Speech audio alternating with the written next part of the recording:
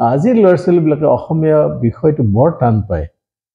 সেইটো অসমীয়া মাধ্যমৰে ষ্টুডেণ্ট হওক বা ইংলিছ মিডিয়ামৰে হওক ইংলিছ মিডিয়াম ষ্টুডেণ্টেও অসমীয়াটো টান পায় ছাবজেক্ট হিচাপে আৰু অসমীয়া মাধ্যমৰ বিলাকেও টান পায় কিছুমানতে ইভেন মেথমেটিক্সতকৈ টান পোৱা হৈছে অসমীয়া বিষয়টো এতিয়া মানে আমি আলোচনা কৰি দেখা পালো যে আমাৰ ল'ৰা ছোৱালীবিলাকে দেখো আমাৰ নিজৰ শব্দবিলাক পাহৰিয়ে গ'ল এতিয়া অসমীয়া মানুহৰ নিজৰ এতিয়া সম্বন্ধ যিবিলাক আছে মা দেউতা পিতা মাতা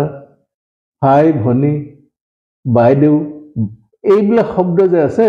এইবিলাক শব্দৰ ভেৰাইটিজ শব্দৰ ইংলিছত কিন্তু আপুনি বহুত শব্দৰ এটাই মাত্ৰ ইংলিছ পাব অসমীয়াত কিন্তু ভিন ভিন শব্দ আছে আমাৰ এতিয়া যেটা পেহী মামী খুৰী এইবিলাক শব্দৰ হয় সব বেলেগ বেলেগ কিন্তু ইংলিছত সবে অলপ প্ৰিফাৰ কৰে আজিকালি আন্টি বুলি ক'লে হৈ যায় গতিকে আমি আমাৰ ল'ৰা ছোৱালীক কিছু এই আমাৰ সম্বন্ধৰ নামবিলাক কিনো সম্বন্ধ এইবিলাক অলপ জ্ঞান দিয়াৰ কাৰণে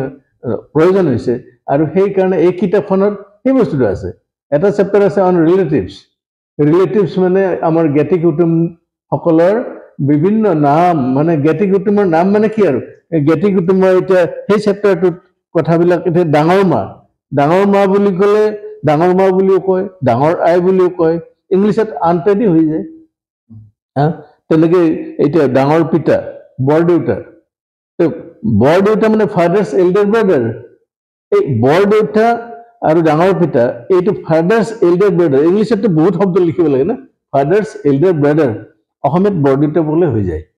অসমীয়াত ভাষাটোৰ বহুত বৈশিষ্ট্য আছে আৰু সেই বৈশিষ্ট্যবিলাক আমি লাহে লাহে এতিয়া পাহৰি যাব ধৰিছোঁ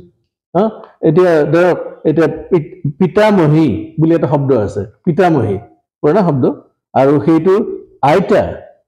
আইতা তাৰে এটা কৰেছপণ্ডিং নাম আছে আই বা আবু বা পিতৃৰ মাতৃ হ'ব পাৰে এই পেটাৰ্নেল গ্ৰেণ্ড মাদাৰ সেইটোৰ ইংলিছত ক'লে সেইটোৱে হ'ব অসমীয়াত কিন্তু পিতামহী বুলি ক'লেও হয় আইতা বুলি ক'লেও হয় আই বুলি ক'লেও হয় আবু বুলি ক'লেও হয় বিভিন্ন শব্দ আছে গতিকে অসমীয়া ভাষাৰ বৈশিষ্ট্য সাংঘাতিক উচ্চ খাপৰ